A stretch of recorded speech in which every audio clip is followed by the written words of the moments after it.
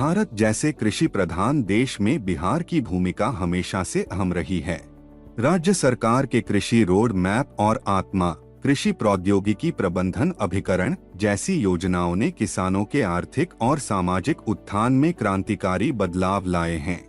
आत्मा कैमूर की इकाई ने स्थानीय आवश्यकताओं को ध्यान में रखते हुए समेकित कृषि प्रणाली को बढ़ावा दिया है। इसका बेहतरीन उदाहरण दुर्गावती प्रखंड के मधुरा ग्राम के प्रगतिशील किसान दिनेश कुमार सिंह हैं। प्राकृतिक संसाधनों का कुशल उपयोग। दिनेश कुमार सिंह ने आत्मा कैमूर से मिले प्रशिक्षण और तकनीकी मार्गदर्शन का उपयोग कर केले, नींबू, अमरूद, आम और इमारती लकड़ियों की खेती को मत्स्य पालन और पशुपालन के साथ जोड़ा। इस समेकित कृषि प्रणाली से उन्होंने न केवल अपनी आय में वृद्धि की बल्कि अन्य किसानों को भी प्रेरित किया। आत्मा कैमूर के उप परियोजना निदेशक नवीन कुमार सिंह के अनुसार दिनेश कुमार ने अपनी जमीन पर नर्सरी तैयार कर जिले भर के किसानों को उच्च गुणवत्ता वाले पौधे उपलब्ध कराए।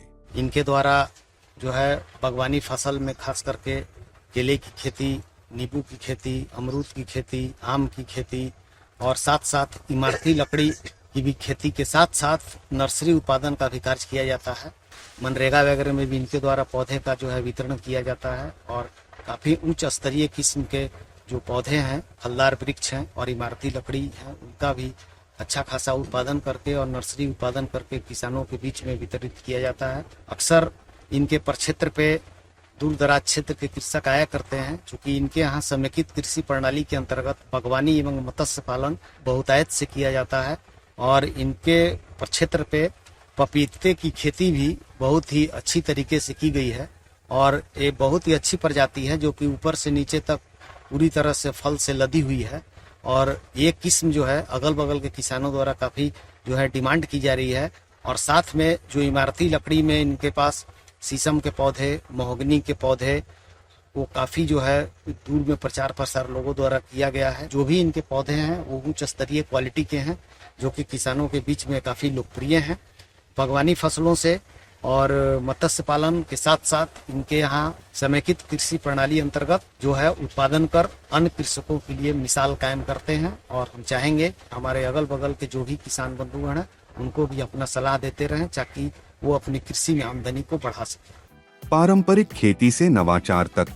पारंपरिक खेती में सीमित लाभ को देखते हुए दिनेश कुमार ने पशुपालन और जैविक खाद निर्माण को अपनी कृषि प्रणाली में शामिल किया, जिसे उन्होंने नर्सरी और मत्स्य पालन में उपयोग कर उत्पादन लागत को कम किया।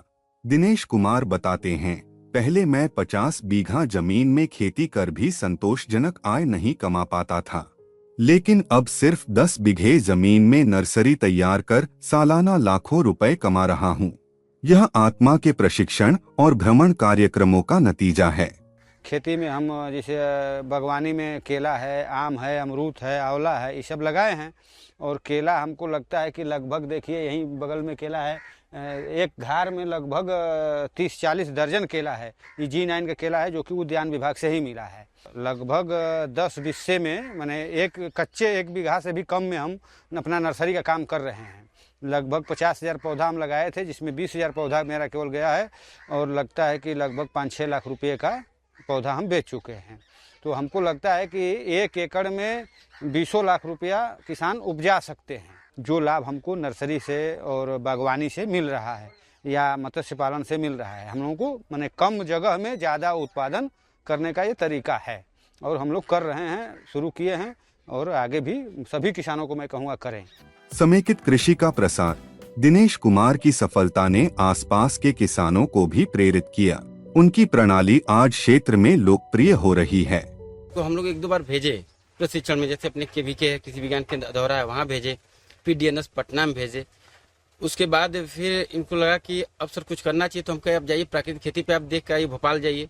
फिर हम लोग भोपाल भेजे तो इनको कई तरह के जब हम ट्रेनिंग कराए तो फिर इनको लगा कि सर हम करना चाह रहे हैं। फिर हम लोग कहे ठीक है चलिए आपको उद्यान विभाग से अपने हम जुड़वा देते हैं। तो बागवानी में भी उनका केला वगैरह है, केला वगैरह का जो पत्ती डेंटल निकलता है वो अपने मत्स्य में यूज कर लेते हैं, उनको एक्स्ट्रा खर्च नहीं देना पड़ता है। तो इससे उनका काफ़ी जो शुद्ध उत्पादन है उनका मत्स्य पालन में काफ़ी कम होता है, क्योंकि बाहरी कुछ नहीं डालते हैं। जितना पेड़ पौधों की पत्तियां सब अपने मत्स्य जो पालन यहाँ कर तालाब पे चारों तरफ बहुत सारे पौधे लगाए हैं, जो पत्तियां निकलती हैं सब पत्तियां उसी तालाब में डालते हैं, जिसकी वजह से इनका उत्पादन लागत खर्च कम आता है, शुद्ध आय उनकी काफी बढ़ती है। आर्थिक और सामाजिक उत्थान। इसके साथ ही गोबर गैस और जैविक खाद से भी फायदा मिल रहा है।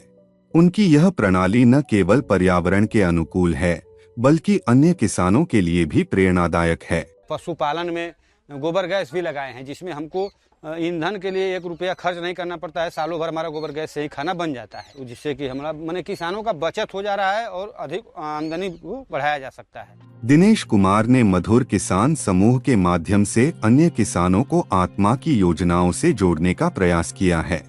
आत्मा कैमूर के प्रयासों और दिनेश कुमार सिंह की लगन ने यह साबित किया है कि सीमित संसाधनों में भी किसान समेकित कृषि प्रणाली अपनाकर उच्च आय अर्जित कर सकते हैं। यह मॉडल कृषि क्षेत्र में नवाचार और आत्मनिर्भरता की मिसाल है। केंद्र और राज्य सरकार, आत्मा कैमूर की टीम और दिनेश कुमार जैसे किसानों को इस सफलता के लिए बधाई।